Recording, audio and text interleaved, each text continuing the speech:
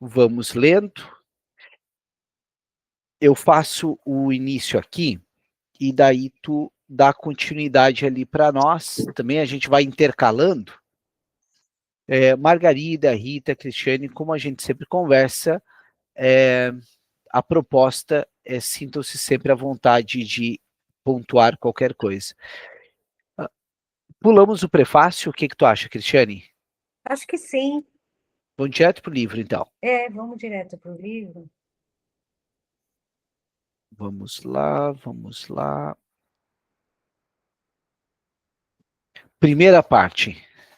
Perfeito, vamos lá. Preâmbulo de Zaratustra. Aos 30 anos, apartou-se Zaratustra da sua pátria e do lago da sua pátria, e foi-se até a montanha durante 10 anos. Gozou por lá do seu espírito e da sua soledade sem se cansar. Variaram, porém, os seus sentimentos e uma manhã, erguendo-se com a aurora, pôs-se em frente do sol e falou-lhe deste modo: Grande astro, que seria da tua felicidade se te faltassem aqueles a quem iluminas? Faz 10 anos que te abeiras da minha caverna e, sem mim, sem a minha águia e a minha serpente, haver-te-ias cansado da tua luz e deste caminho. Nós, porém, esperávamos-te todas as manhãs. Tomávamos-te o supérfluo e bendizíamos-te. Pois bem, já estou tão enfastiado da minha sabedoria como a abelha que acumulasse demasiado mel. Necessito mãos que se estendam para mim. Quisera dar e repartir até que os sábios tornassem a gozar da sua loucura e os pobres da sua riqueza. Por isso, devo descer às profundidades como tu pela noite, astro exuberante de riqueza, quando transpões o mar para levar a tua luz ao mundo inferior. Eu devo descer como tu, segundo dizem os homens a quem me quero dirigir. Abençoa-me, pois olho afável que podes ver sem inveja até uma felicidade demasiado grande. Abençoa a taça que quer transbordar, para que dela manem as douradas águas, levando a todos os lábios o reflexo da tua alegria. Olha, esta taça quer de novo esvaziar-se e Zaratustra quer tornar a ser homem. Assim principiou o ocaso de Zaratustra. E agora nós vamos para o capítulo 2. Alguma pontuação? Na verdade, ele sempre, eu não sei se ele fala na terceira pessoa, sempre, de si próprio. Parece que a narrativa dele, ele vem trazendo sempre na terceira pessoa, né? Porque o Zaratustra, como se ele fosse um outro e não a si mesmo. E aí é interessante nós fazermos o que nós nos propomos nesse grupo de sexta-feira, que é fazer essa intersecção psicanalítica com a literatura. Quando falamos de um sujeito que fala de si na terceira pessoa, estamos falando como se fosse uma pessoa que, por sua vez, olha pelos olhos de outro, né? Aí, como a gente busca lá na François Doutor, quando a François Doutor nos diz que a primeira coisa que a gente ensina a uma criança é habitar o corpo em que ela está. É como se o Zaratustra não tivesse propriamente uma visão de si integrada, né? Lembra que o estádio do espelho lacaniano é quando você se olha no espelho e diz, né? Uma criança faz muito isso, né? Senta aqui, Imagina um Zaratustra criança. Senta aqui com o Zaratustra. Como se dissesse e faltasse uma função materna para integrar aquela imagem a esse corpo, né? É interessante, é legal essa pontuação que tu fizesse, né? Mas nota que ali ele diz que o ocaso dele é interessante esse ocaso. Deixa eu até pegar qual é a etimologia dessa palavra. Ocaso, será que é o mesmo de acaso? Ocaso de, me dá a sensação de ocaso que está declinando, né? Eu acho que não deve ser a mesma. Porque quando fala de ocaso, me vem à cabeça a palavra acaso. Em aparente declínio. Em aparente declínio de um astro no horizonte, o lado Então, oeste, o poente. É o caso, é isso mesmo, é o declínio. realmente isso, pôr do sol, né? É, Mas então tu nota que o ocaso dele inicia quando ele opta por, por sair daquele narcisismo que ele vivia de si e ele busca se integrar aos demais, né? Então, o quanto aí, quando o Bakhtin, né? Eu tenho... Oi, Rita, por favor. Ele aí não é falando de um personagem? Não, ele não está falando dele, ele criou um personagem. Será que não é? Podemos pensar dessa forma. Nós estamos aqui para debater ideias e não para cercear dizendo que é errado ou é certo, né? Eu parti até então do pressuposto que o Nietzsche naturalmente cria esse personagem, esse Zaratustra, e sendo o Zaratustra um sujeito que fala de si na terceira pessoa, né? Vale frisar, e isso daí foi muito bem pontuado pelo Tiago em um outro momento, que o Zaratustra vem de Zoroastro, né? Que é um personagem, na verdade, uma figura histórica. Mas só trazendo o Bakhtin ali da linguística, né, tem uma professora que me falou isso, no momento que você interage num texto, numa leitura, é como se houvesse um diálogo propriamente com o próprio Nietzsche, né? De certa forma, o Nietzsche, ao falar do Zaratustra, ele está um pouco falando dele ali, né? E o quanto que ele diz que o ocaso dele inicia quando ele sai daquela caverna, quando ele sai do narcisismo dele, e por sua vez ele decide ser homem, né? O quanto o início do fim nosso é quando a gente talvez, aí sendo winnicottiano, a gente está querendo se adaptar e chegar entre os demais de todos os outros, né? Mas, enfim, somente uma conjuntura, um ponto que eu levanto para nós debatermos.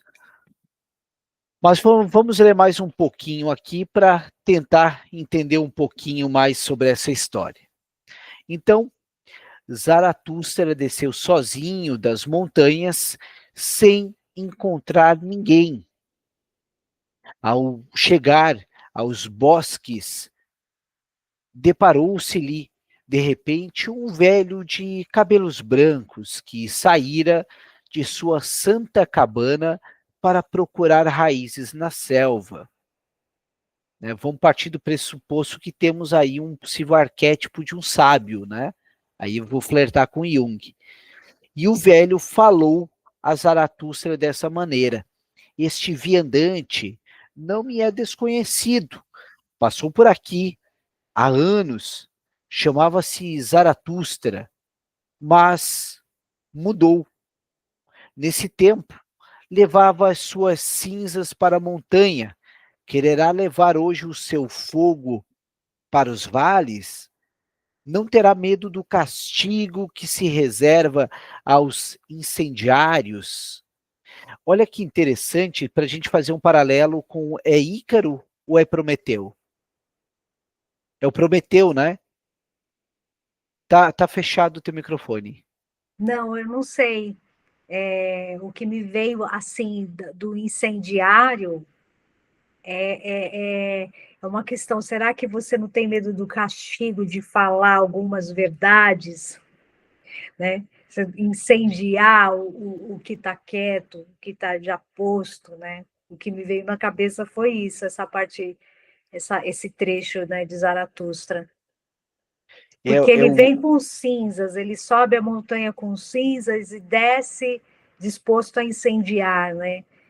O que seria esse incêndio? Colocar o que é, está quieto, né?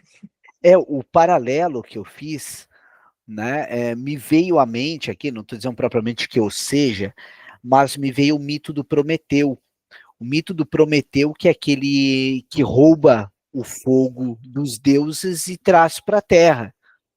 E ele é punido por isso, porque quando a gente fala desse fogo, a gente está falando desse fogo, desse conhecimento, dessa ciência, desse saber que, de certa forma, ele é punido por isso.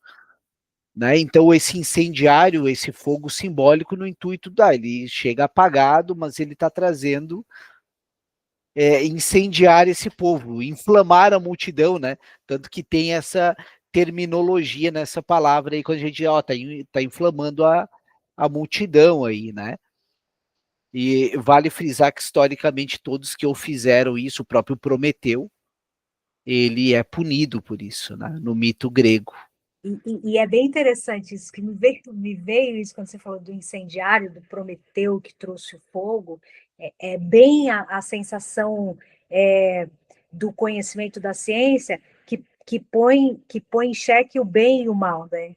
O que é o bem e o mal? Que sempre foi muito um tabu, né? O que é bem, o que é mal, e aí você desconstrói tudo isso. Também é uma maneira de incendiar, né? Não, e olha só com o que o Nietzsche está brincando. Vale frisar que é o Nietzsche que diz que Deus está morto, né? Olha com o que ele está brincando. O Prometeu é aquele cara que praticamente está incitando a rebeldia. Ele está trazendo conhecimento dos deuses para a multidão aqui. Então, é um proto-rebelde que está ali. E olha só, na mesma questão de. Agora você pegar um ponto delicado aqui. O que é Lúcifer, né? Se não é também esse que é esse portador da luz, né? Fogo, luz, saber, ciência, e todos esses que, por sua vez, tentam imitar os deuses, trazer o conhecimento dos deuses, que é o Prometeu. O Lúcifer, da mesma forma, com essa questão de saber, de conhecimento, ele está tentando se equiparar a um deus.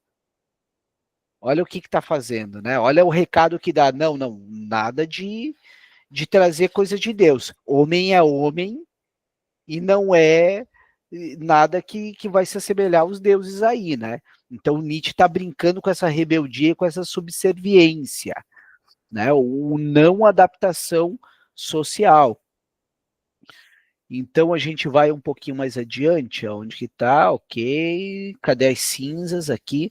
Quererá levar hoje seu fogo para os vales, não terá medo do castigo, haja vista que o Prometeu foi castigado, né? O Prometeu ficou pela eternidade com um corvo vindo e picando o fígado dele, haja vista que, olha o conhecimento grego, é exatamente o fígado, porque o fígado regenera, então dessa forma ele vai sofrer a consequência ad eternum. Não terá medo do castigo se reserva aos incendiários? Sim, reconheço Zaratustra. O seu olhar, porém, e a sua boca não revelam nenhum enfado. Parece que se dirige para aqui como um bailarino. Zaratustra mudou. Zaratustra tornou-se menino. Olha só aqui, que interessante. Esse falar na terceira pessoa como quem está aprendendo a falar e fala na terceira pessoa como menino do estádio do espelho, que não sabe propriamente quem o é, mas alguém o nomeia. Tornou-se menino. Zaratustra está acordado. Que vais fazer agora entre os que dormem? Olha a caverna de Platão aqui, ó. Olha o Nietzsche trazendo tanto conhecimento grego. Como no mar vivias no isolamento, e o mar te levava, desgraçado. Queres saltar em terra, desgraçado. Queres tornar a arrastar tu mesmo o teu corpo? Olha que interessante.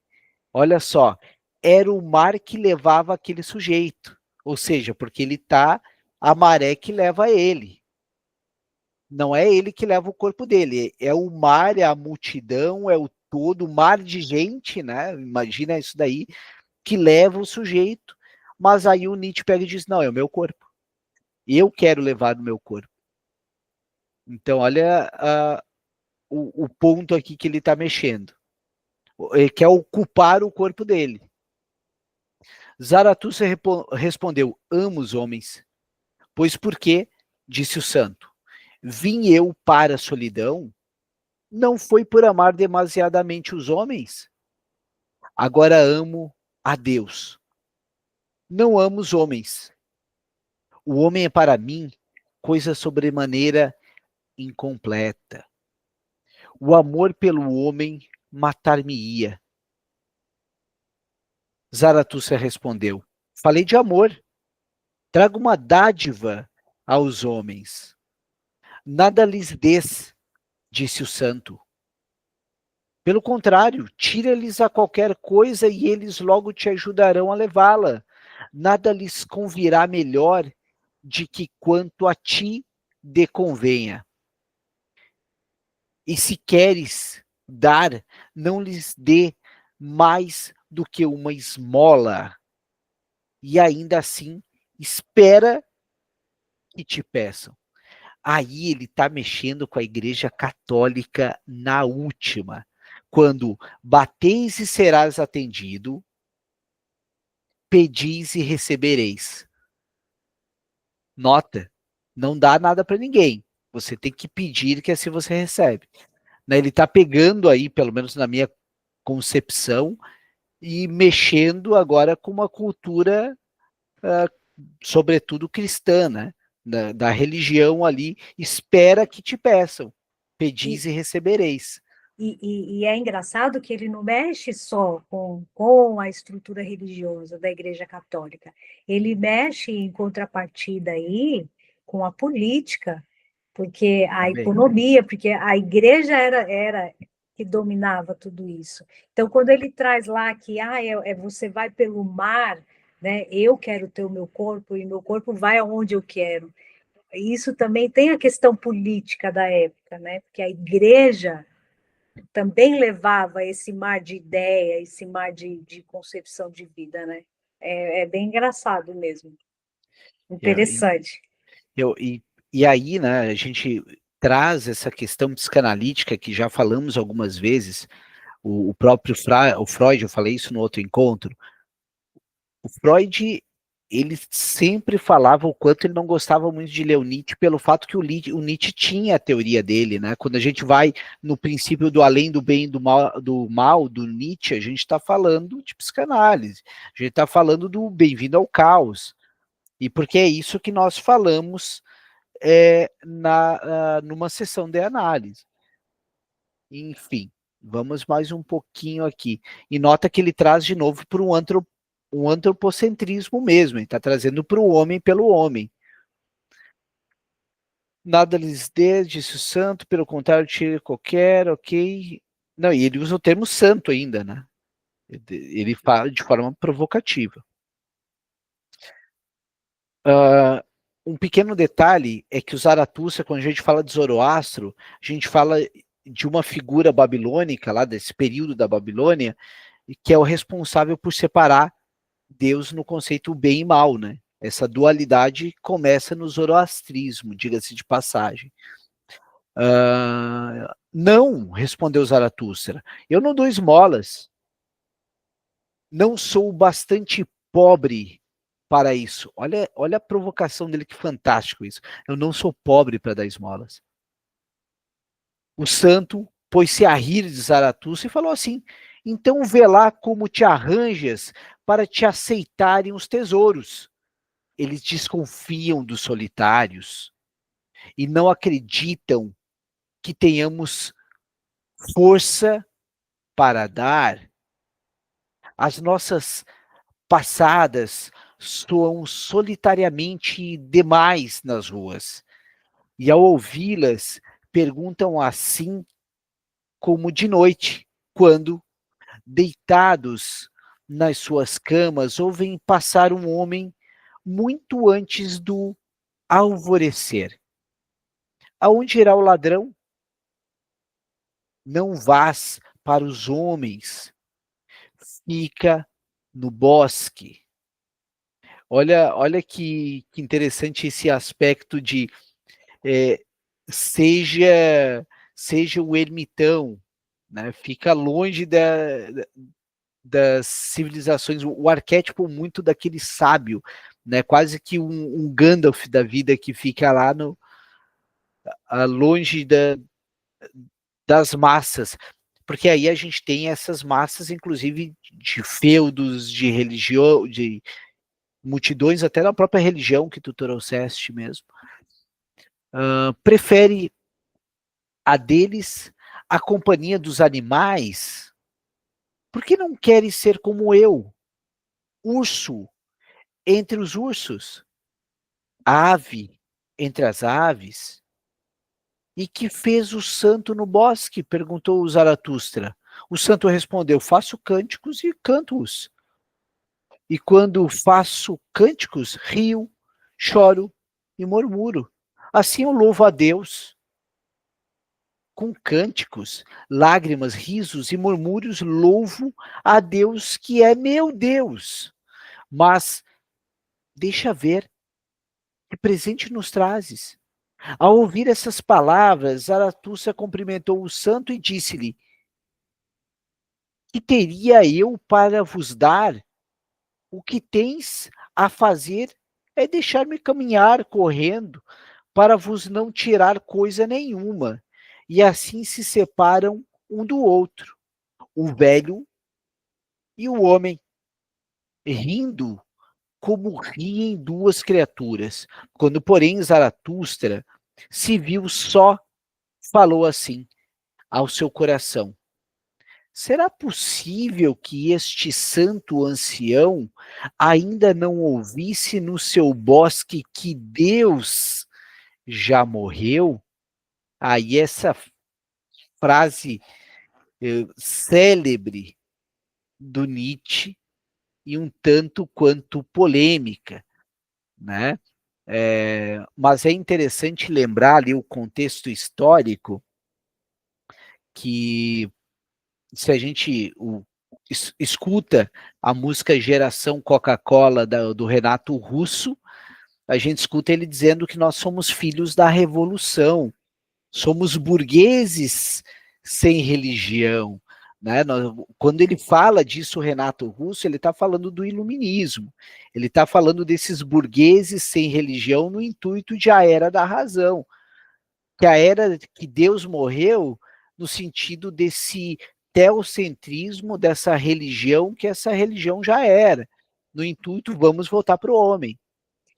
O engraçado, assim, voltando um pouco para Freud, né? Quando você lê o Nietzsche agora, esse rompimento, que somos os filhos da revolução, essa revolução que o iluminismo traz é trazer para si o homem portador do bem e do mal.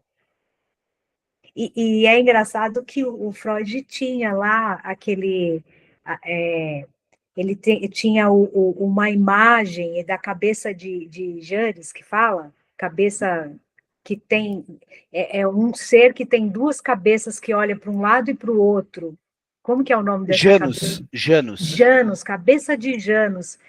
O que é isso, se não o bem e o mal? Que olha no mesmo ser que existe dois olhares, né, em lados opostos. Tem muito a ver com isso. E isso me veio na cabeça agora, e é verdade, é a cabeça de Janus. Quando falamos de Janus também, nós estamos falando das dualidades, né? que muito excelente a tua comparação em trazer ali o Janus, né? O Janus, ele é isso, ele é o bem e o mal, ele é, por isso janeiro, né? Por isso janeiro vem de Janus, que é final do ano, a saída e a entrada, é sempre essa dualidade ali. É bacana que o Nietzsche tinha um conhecimento muito grande da parte grega. E o Freud era esse cara também. O Freud era um leitor inveterado de mitologias gregas, né? Embora, quando a gente vai falar ali do narcisismo, que muita gente atribui ao Freud, o narcisismo, na verdade, ele é do Paul Nash. Paul Nash que traz e o Freud, não, vem para cá esse conceito. Né? E, o próprio Édipo, do Sófocles, também é grego, e o Freud traz também. Então, são alguns paralelos que a gente pode fazer entre o Nietzsche e o Freud também. Né? Maria, também seja bem-vinda. Qualquer consideração, pontuação, fique à vontade, tá? Nós estamos aqui no intuito de aprendermos juntos, debatermos e filosofarmos um pouquinho, né? Lembrando que o Lacan fala da psicanálise, a psicanálise ela é laica, leiga e multidisciplinar, né? Quando a gente visita ali o conceito de amador, né, a gente está falando de pessoas que fazem por amor. Quando a gente fala desse sujeito leigo, é esse sujeito que está sempre aprendendo, que está sempre em formação. Né? Eu utilizei aqui eu falei amador, mas foi eu que escolhi essa expressão. O Lacan fica no laica, leiga e multidisciplinar. Vamos mais um pouco. Capítulo 3. Chegando à cidade mais próxima, enterrada nos bosques, Zaratustra encontrou uma grande multidão na praça pública, porque estava anunciado o espetáculo de um bailarino de corda. E Zaratustra falou assim ao povo: eu vos anuncio o super-homem. Aí é interessante que o Tiago trouxe no outro encontro que esse super-homem não é no sentido de super, mas no sentido de estar acima, né, do homem, né? A tradução aqui provavelmente não encontraram uma palavra que fosse condizente, né? Sempre lembrando que quando a gente vai... A psicanálise mostra muito isso. Quando a gente vai ler sobre os xistes na psicanálise, a gente lê a palavra que é Witz. Witz não tem uma tradução para português. A gente usa humor, xiste, tentando se aproximar. O tradutor aqui do Nietzsche provavelmente passou pelo mesmo dilema. Ao achar esse super-homem, nos dá a sensação de Clark Kent, da DC. Mas não é sobre isso, né? É uma questão de sobre o homem. O homem é superável, né? Aí estamos falando desse super, talvez até nesse sentido de superável. Que fizeste para o superar? Até agora, todos os seres têm apresentado alguma coisa superior a si mesmo. E vós quereis o refluxo desse grande fluxo. Preferes tornar o animal em vez de superar o homem? Que é o macaco para o homem um irrisão ou uma dolorosa vergonha? Pois é o mesmo que deve ser o homem para o super-homem. Uma irrisão ou uma dolorosa vergonha. Agora vamos visitar aqui um pouquinho atrás, quando ele fala que Deus está morto, até esqueci de falar isso. Quando a gente estuda no Freud, psicologia das massas e análise do eu, mal-estar na civilização, nós falamos de um Freud que trata a religião como algo que nos infantiliza, né? Então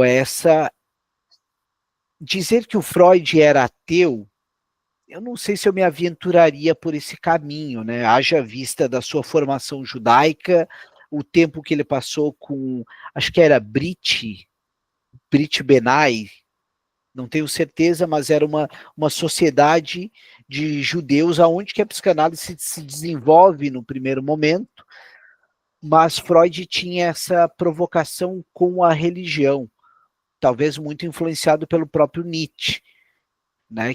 Mais ou menos um contemporâneo da época dele. Então, haja vista que Freud também trocava cartas com Oscar Pfister, que é um pastor protestante, e trocaram por mais de 2 décadas, trocaram cartas. Então, não é que havia uma aversão a religiosos, mas tem essa provocação freudiana aí, que talvez possa ser muito influenciada pelo Friedrich Nietzsche. Percorrestes o caminho que medeia do verme ao homem, e ainda em vós resta muito do verme. Noutro tempo fostes macaco, e hoje o homem é ainda mais macaco do que todos os macacos. Olha o Darwin aí. Mesmo o mais sábio de todos, vós não passa de uma mistura híbrida de planta e de fantasma. Acaso vos disse eu que vos torneis planta ou fantasma? Eu anuncio-vos, Rita, ou foi a Rita? Não, foi a Cristiane. Cristiane, por favor. O que ele fala aqui, e ele relata, me lembra muito do instinto, né, de Freud, porque a gente só é aquilo que é instinto, né? Não sabemos explicar muito bem, e é muito animal, né, o instinto.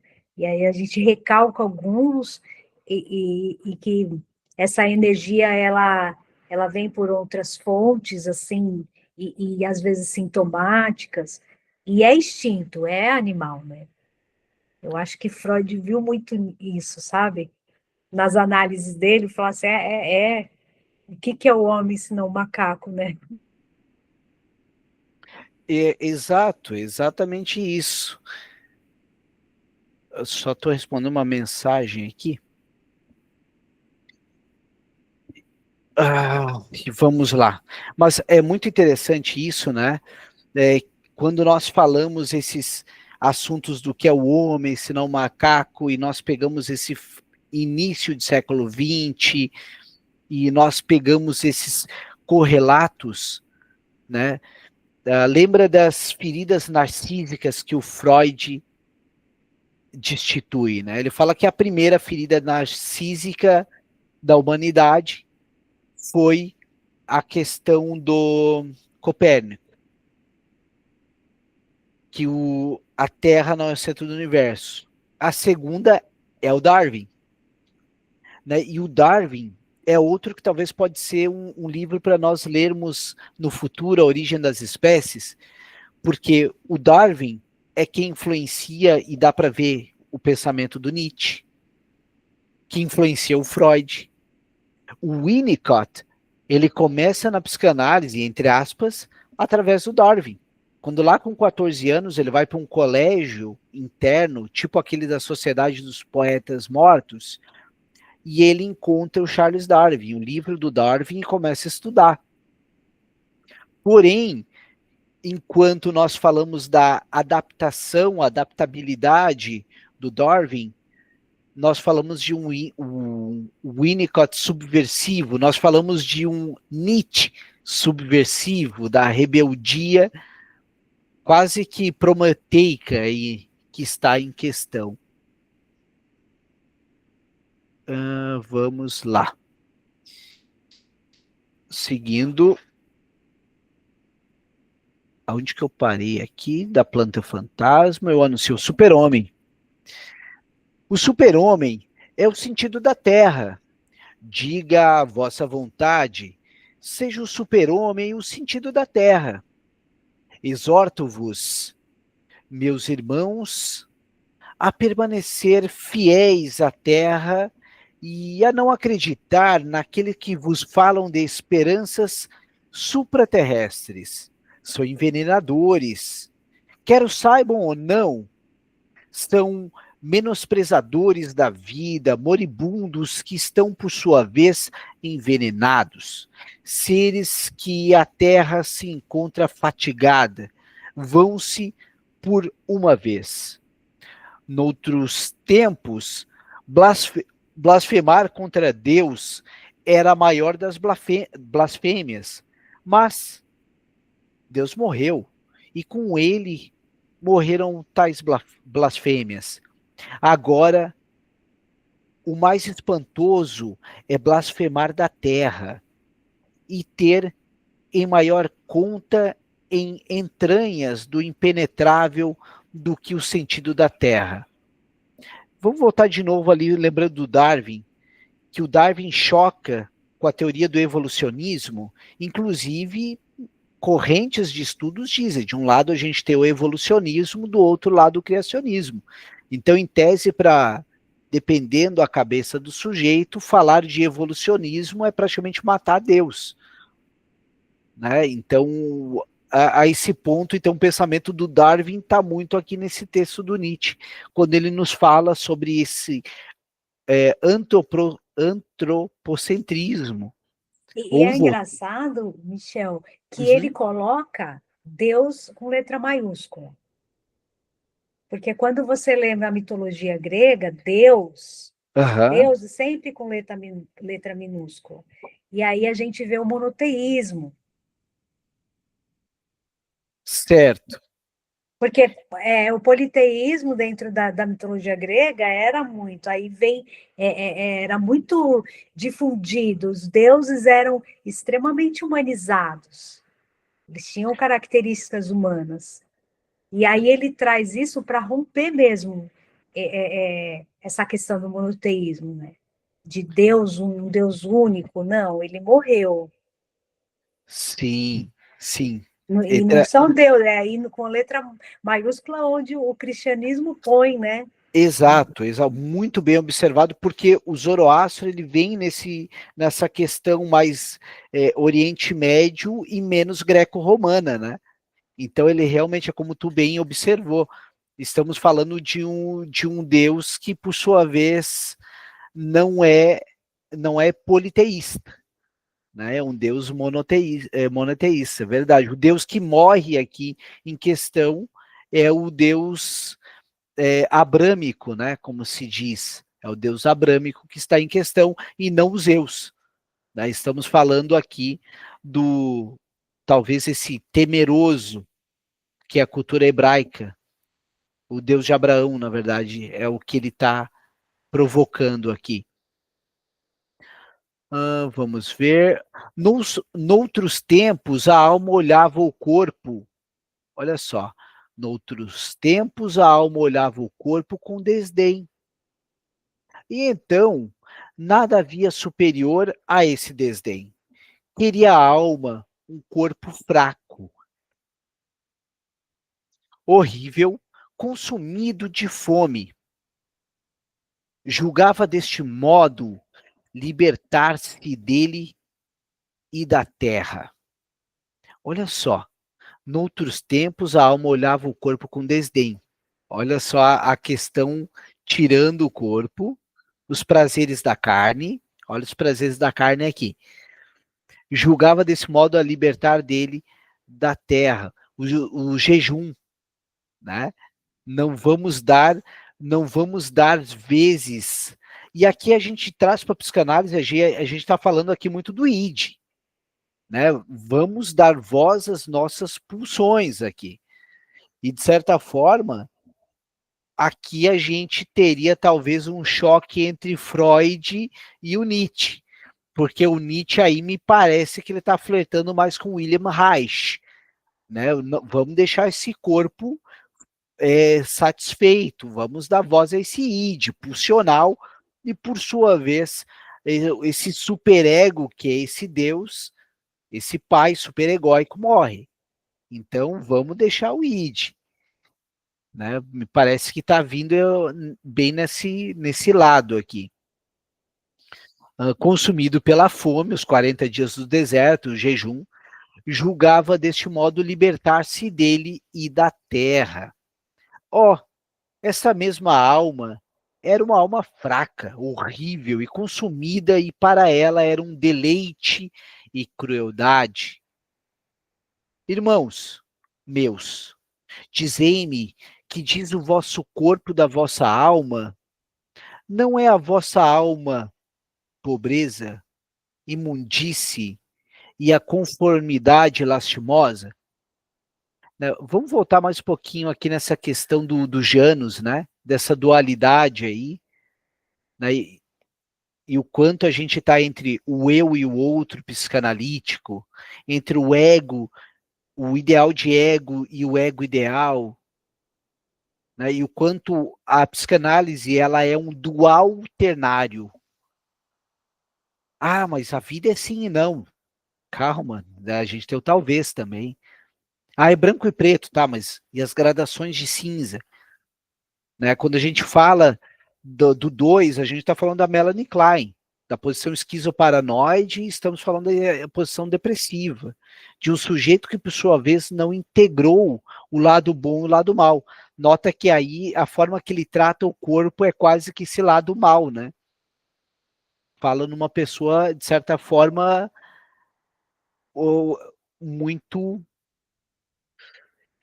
muito superegóica, na verdade. O homem é o rio turvo. É preciso ser o mar para, sem se toldar, receber o rio turvo. Pois bem, eu vos anuncio o super-homem, é ele esse mar. Nele se pode abismar o vosso grande menosprezo.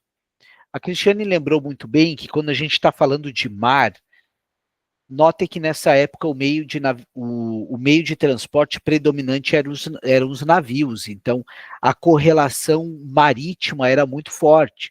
Estamos falando que a potência da época ficava entre a Alemanha e flertava ali um pouquinho, começava talvez a Inglaterra, se eu não estou equivocado.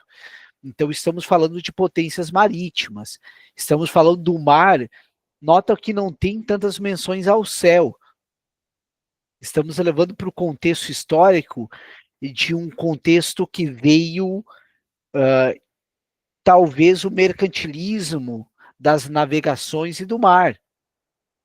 Cristiane, por favor. E é interessante essa questão do mar, porque na história medieval, antes das grandes navegações acontecerem, o mar era um lugar onde se tinha muito medo, porque eles acreditavam ter monstros ali no mar, existia essa imaginação, essa cultura imagética ali do medieval, né? O mar, né, em determinado período da história, antes das navegações, existia esse medo do desconhecido no mar, né? Isso é muito medieval. Sim, sim. E é claro que estamos falando de um período aí que é o que é século XIX, né, mais ou menos, é início do século XX. Então há muitos resquícios metafóricos. Vamos lá, cadê? Pois bem, esse mar, nele se pode abismar o vosso grande menosprezo. Qual é a maior coisa que vos pode acontecer? Que chegue a hora do grande menosprezo, a hora em que vos enfastie a própria felicidade. De igual forma que a vossa razão e a vossa virtude, a hora em que digais que importa a minha felicidade é pobreza. Imundície e conformidade lastimosa. A minha felicidade, porém, deveria justificar a própria essência. A hora em que digais que importa a minha razão, anda atrás do saber como um leão atrás do alimento. A minha razão é pobreza, imundície e conformidade lastimosa. A hora em que digais que importa a minha virtude, ainda não enervou. Como estou farto do meu bem e do meu mal. Tudo isso é pobreza, imundície e conformidade lastimosa. A hora em que digais que importa a minha virtude, ainda não me enervou. Como estou farto, eu estou lendo segunda vez a mesma coisa, do meu bem e do meu mal, tudo isso é pobreza, imundície e conformidade lastimosa. A hora em que digais que importa a minha justiça, não vejo que eu seja fogo e carvão. O justo, porém, é fogo e carvão. A hora em que digais que importa a minha piedade, não é a piedade a cruz, onde se crava aquele que ama os homens? Olha só a provocação aqui. Pois a minha piedade é uma crucificação. Já falastes assim? Já gritastes assim? Ah, não vos ter eu ouvido a falar assim? Não são os vossos pecados, é a vossa parcimônia que clama ao céu, a vossa mesquinheza até no pecado. Isso é que clama ao céu. Onde está, pois, o raio que vos lamba com a sua língua? Onde está o delírio que é o mister inocular-vos? Vede, eu anuncio-vos o super-homem. É ele esse raio, é ele esse delírio. Né? Vale frisar que o delírio na psicanálise, a gente está falando aqui, não é fantasia, fantasia do neurótico, delírio é a questão do psicótico. Vamos partir do pressuposto que o autor, na tradução, flertaria aí com o conceito psicanalítico e está falando de uma sociedade psicótica. Assim que Zaratustra disse isto, uma multidão exclamou: já ouvimos falar demasiado do que dança na corda. Mostra-nos-lo agora. E toda a gente se riu de Zaratustra, mas o dançarino da corda, julgando que tais palavras eram com ele, pôs-se a trabalhar. E aí a gente para a semana que vem seguirmos com será que ele cai? Será que ele não cai dessa corda? Considerações, pontuações, observações, o que vos Na verdade, partilham? é uma observação para a próxima leitura dessa questão da corda, e aí o dançarino pensa que é com ele, tem muito da carta de Lacan, né? Partilha aí, conta aí para nós. Por exemplo, essa carta que que Lacan fala, A carta roubada, né? a carta roubada, que quando você escuta alguma coisa que não é para você, mas aí você traz para si aquilo e aí você vive aquilo como se fosse uma verdade. E aí me veio a carta que foi roubada de Lacan. Esse trechinho aí do... E é interessante tu trazer isso, porque quando nós falamos vamos falar de sonho na psicanálise. O sonho é sempre do sonhador. O nosso analisando é sempre esse equilibrista na corda. Ele está ali entre esses dois lados, que é tudo sobre ele. Ah, o meu analisando está só falando besteiras. Não, não é besteira. Ele, na verdade, ele está falando sobre ele. O inconsciente se estrutura como linguagem, e nessa metáfora ele está falando sobre ele. Né? Então, é isso. Obrigado, Cristiane, Rita, Margarida, Maria. Obrigado você pela disponibilidade. É muito legal. Eu sou suspeita, eu gosto muito de trazer a psicanálise pela literatura, para mim é bem legal. E eu estou gostando bastante. Não, isso é o nosso diferencial, sempre será. Na psicanálise nós precisamos lembrar sempre, laica, leiga, multidisciplinar, e nessa multidisciplinariedade é termos esse repertório talvez erudito. Né? Então,